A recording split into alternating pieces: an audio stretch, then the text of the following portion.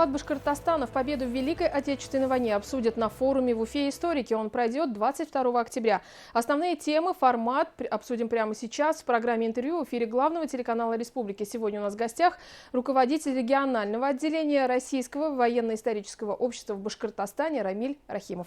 Рамиль Насибулович, здравствуйте. Здравствуйте. Рады вас здесь видеть. Давайте обсудим, какие планы по темам научного собрания и в связи с чем оно проводится. Правильно ли я понимаю, что это такое некое завершение 75-й годовщины победы в Великой Отечественной войне? Ну, это, вероятно, завершение. Дело в том, что мы в начале года еще обратились к главе республики с просьбой провести такой научный форум, потому что вклад Башкортостана в Великую Победу он был действительно серьезен, и глава поддержал наше обращение и издал распоряжение. Но вот внесла в свои коррективы вот эта сложная пандемическая ситуация, и форум, который должен был состояться в марте, вот он перешел в конце концов в формат октября. Но здесь ничего страшного, потому что мы все равно пригласили достаточно большое количество известных историков, они к нам приезжают.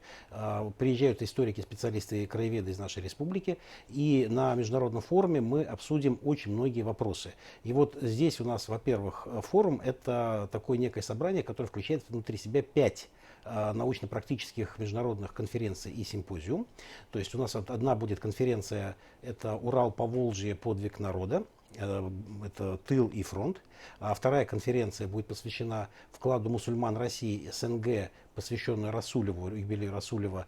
Это тоже очень крупное событие, потому что мы с этой позиции впервые рассматриваем вообще историю Великой Отечественной войны, в том числе Расулев, тот человек, который обратился к мусульманам с воззванием вести священную войну против немецко-фашистских захватчиков. Там будут очень интересные доклады. Третья большая конференция, это будет называться симпозиум международный «Фронт за линией фронта». Он будет посвящен, конечно, школе Коминтерна. Там зарубежные наши исследователи будут в режиме видеоконференции участвовать из Франции, из Испании. И там будет очень много рассказано не только про школы Коминтерна, их выпускников, но и будет рассказ о партизанах Крыма, уроженцах нашей республики. Это новый очень интересный доклад. Будет рассказано о сорванных попытках создать тюркские легионы немецко-фашистскими захватчиками на территории нашей страны. Но там очень много будет интересных вопросов. Ну и четвертая конференция, она будет проходить в рамках Национального музея. Она будет посвящена сохранению музейного наследия и исторической памяти. И еще одна конференция будет проходить на площадке Национальной библиотеки имени Заки Валиди. Там будет рассмотрена история писателей-фронтовиков, их творчество и судьбы писателей-фронтовиков. Ну, там будет приветствие дочери Мустай Карима, и вообще там будет очень много интересных тоже докладов. И в целом вот эти аспекты будут рассмотрены на заседаниях конференции, но кроме того, будет пленарное заседание форума. А какая цель, Рамиль Насибулович? Ну, цель, во-первых, вот у нас все приглашенные историки, которые приезжают с разных городов России и выступают из-за рубежа, мы их специально просили рассмотреть темы, связанные с Башкортостаном. То есть, если о партизанах Крыма, это уроженцы Башкортостана. Если, например, историк из Калининграда рассказывает про подвиг 87-й гвардейской дивизии, которая здесь переформировалась, то есть там были наши уроженцы в Кенигсбергской операции. Если, например, рассказывается о Коминтерне, это понятно, то, что было создано здесь и выпускалось здесь, готовились. Если ведется разговор, например, о каких-то других обстоятельствах, там, развития сельского хозяйства, помощи фронту или какой-то продукции оборонного характера, то это все будет привязано к республике. Там вообще у нас вводятся новые цифры, новые сведения, потому что люди приезжают с архивными сведениями, которые они нашли у себя в архивах. То есть, допустим, в архиве Республики Крым или в Москве, или в архивах других регионов. Ну, у нас не всегда исследователи туда приезжали. И мы получим, во-первых, интересную новую информацию, научную информацию. Во-вторых, мы сможем ее опубликовать, и у нас договор с издательством. И в-третьих, они выступят с этими докладами, и, надеюсь, наш БСТ, в общем-то, эти доклады тоже зафиксирует, и мы сможем их потом показать людям и выслушать мнение историков. И вот мы, конечно, хотели в первую очередь показать вклад Башкортостана в Великую Победу, а он действительно был значим. Стоит ли ожидать, что в какой-то ближайшей перспективе все полученные новые данные исторические будут использоваться, в том числе и в образовании подрастающего поколения? Разумеется, у нас ведь члены оргкомитета это и правительство Республики Башкортостан, потому что вообще организатором является правительство по распоряжению главы правительства. И, собственно говоря, Министерство образования, Министерство культуры, главные участники этого процесса. И полученные материалы мы, конечно же, во-первых, сама книжка будет издана и передана и в школы, и в электронном варианте, и в бумажном. и учебные заведения, но она будет доступна и всем читателям. Это во-первых. Во-вторых, мы будем публиковать, ну, там есть очень вещи, ну, можно даже сказать, сенсационные вещи, вот по поводу Расулева, например, его обращения. Например, все-таки расскажите, пожалуйста. Это очень интересно. Всем известно, во все школьные учебники вошло, что Расулев обратился к верующим мусульманам с призывом вести священную войну против немецко-фашистских захватчиков. Ну, все говорили, что это было то ли в 1942, то ли в 1943 году. Вот сейчас обнаружены документы, они будут опубликованы, их покажут, что это произошло намного-намного раньше. И мусульманская умма выступила единым фронтом на защиту рубежей Советского Союза еще в июле 1941 года. Вот. Но там будет показывать документ. А еще очень интересный тоже момент по Расулеву, это тоже будет опубликовано.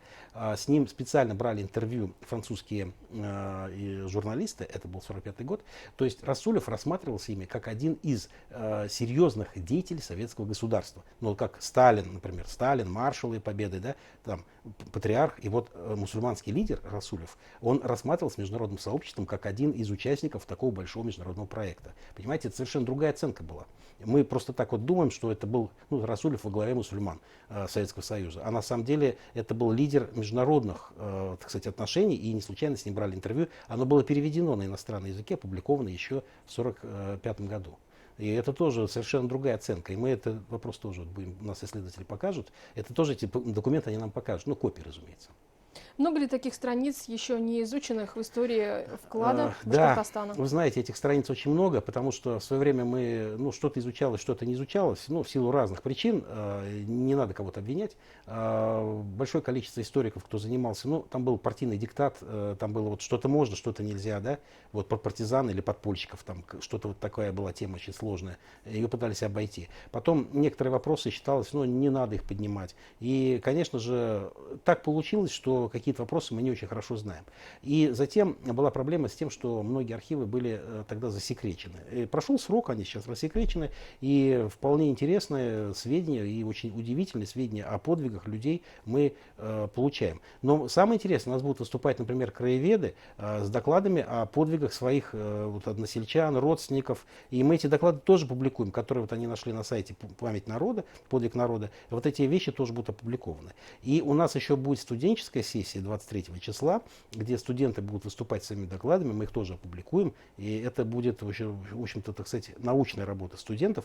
А еще мы проведем, кроме того, в рамках форума, работу в школах, старшеклассники напишут эссе на тему о памяти Великой Отечественной войне. Мы вообще хотим, чтобы вот эта память о войне, она была вот не просто интерес ученых, да, там 10 человек, 20, пусть 1000 человек, а чтобы этим занималась большая часть людей, наше военно-историческое общество это приветствует, и чтобы люди помнили об этой войне и о наших земляках, которые принесли вот эту великую победу. Это делали вот наши земляки, понимаете? Ну и, кстати, наши про люди. земляков. В этом году, в год 75-й, годовщины победы в Великой Отечественной войне, вот в Башкортостане особое внимание уделяется истории генерала Шеймуратова. Мы знаем, что 9 мая была очень большая церемония, да, и в течение года всего. Вот строится сейчас на Советской площади в Уфе специальная площадь, тоже как дань памяти. Дало ли это толчок для развития истории? Вот видите ли вы какой-то эффект после того, как было оказано такое большое внимание этому вопросу? Вы знаете, как всегда, вот есть как бы эйфория действия, потом некая такая вот промежуточная пауза, осмысление, а потом уже начинается само действие, да? На каком этапе мы сейчас? Вот мы сейчас находимся, наверное, на этапе осмысления. Вот мы получили это удивительное решение главы Верховного Главнокомандующего нашей страны, президента Российской Федерации, и это совершенно справедливо, это давно ожидаемое награждение, оно случилось, и это единственное, кстати, награждение в год 75-летия, вот таким высоким званием. Это очень ко многому нас обязывает, но это и говорит о большом внимании на руководство нашей страны, Российской Федерации, к истории и к истории Великой Отечественной войны в том числе.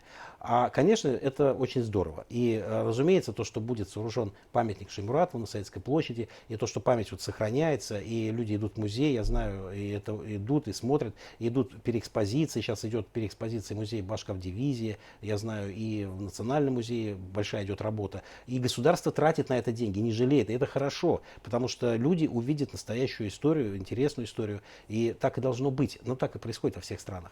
А другое дело, что через какое-то время мы сейчас вот осмысливаем, что мы еще не изучили, какие вопросы мы не рассмотрели, вот какие аспекты нам, может быть, будут интересны и что мы их должны изучать. И вот сейчас мы, может быть, в таком периоде переосмысления, а уж со следующего года, когда, я думаю, вот эти ограничения, которые тоже мешают нам разработать, они спадут, и мы сможем поехать и в архивы, и поработать там, в общем-то, найти документы. Документы хранятся в архивах. Другого варианта нет. Есть поисковики, которые находят материалы погибших наших людей, и многое что-то уточняется, да, но основная часть, конечно, в архивах. Архивы сейчас открыты, надо туда ехать, но надо людей, чтобы люди были увлечены, и чтобы на научной основе изучалась эта история.